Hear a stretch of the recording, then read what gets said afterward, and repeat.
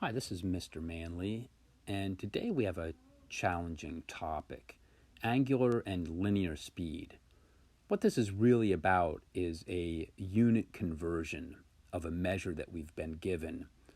But a lot of students really struggle with this, and students may look for other ways to do this problem than I'm showing. But the most important thing is that and I'll talk about what some important aspects are to this problem are, no matter what method you are using. Let's just take a look at what's been given here. A ceiling fan has a 13-inch blade, and so the radius of the circular fan is 13 inches. And suppose the linear speed of the tip of the blade is 12 feet per second. So obviously those we see our two key pieces of information. A 13-inch blade, which is to say a 13-inch radius, and 12 feet per second.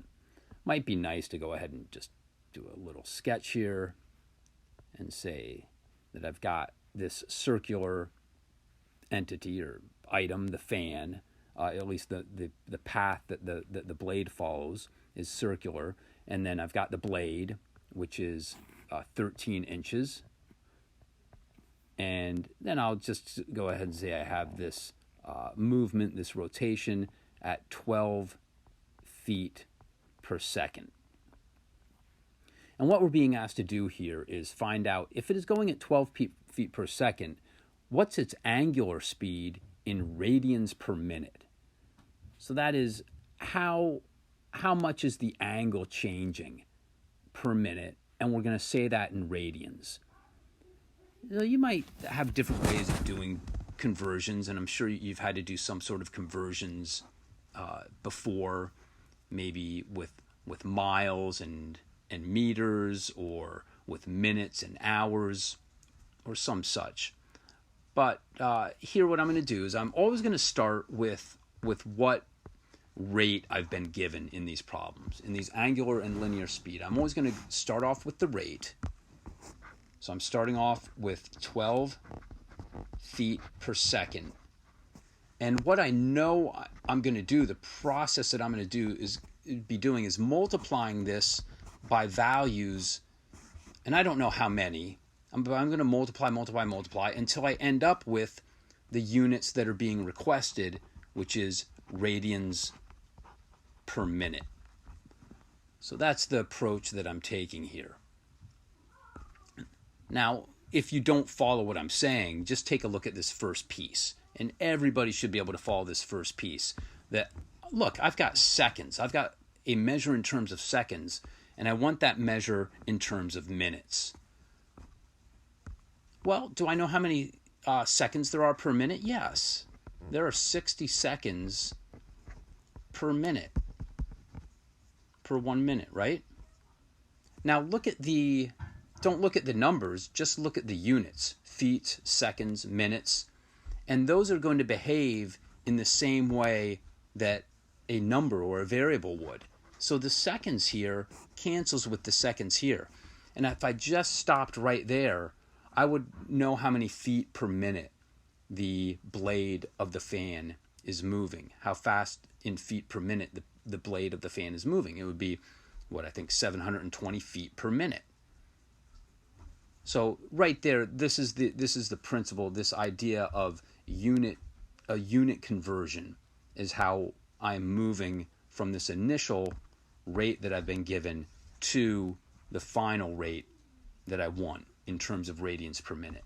So now the next trick is, if you follow what I've just done there, maybe you see that my next hope would be that if I knew how many radians per foot there are, you see how that would work out for me? The feet would cancel, and I'd be left with radians and minutes, and I'd be done. The problem would be finished. And the thing is, we do have the information here. It's just kind of hidden. We just need a little hint here. So one thing that I hope students are picking up as they're studying trigonometry is that a radian is really synonymous with what? Do you know that yet? A radian is synonymous with a radius. if I take that little piece of information and I relate that here, I can say that I know about the relationship. I know about the radius in this problem. The radius in this problem is 13 inches.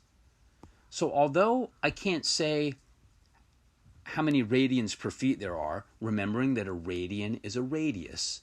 So although I can't say how many radians per feet there are, I can say how many radians per inch there are. Because I know that a radian is a radius, and I know that the radius of this fan is 13 inches. So I can set up a ratio here. Now it's going to look a little bit funny because I'm actually saying that there's 1 radian per 13 inches.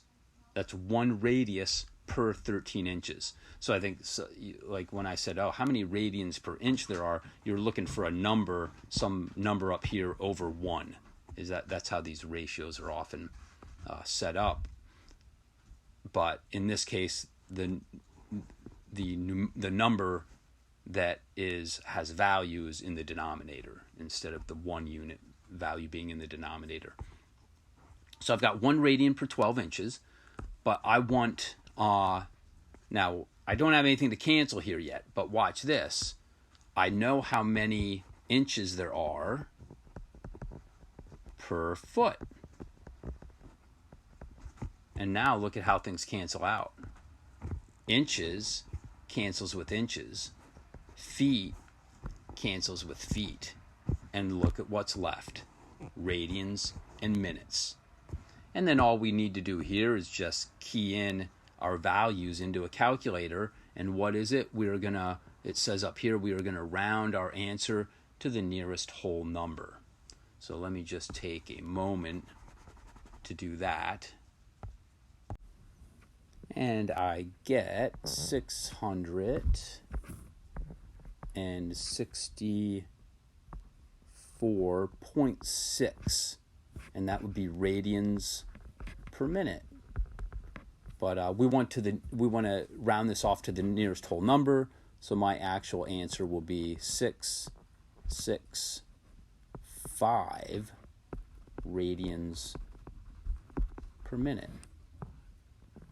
And that is solving, or that is converting to the angular speed using this method. I would call it a method of unit agreement.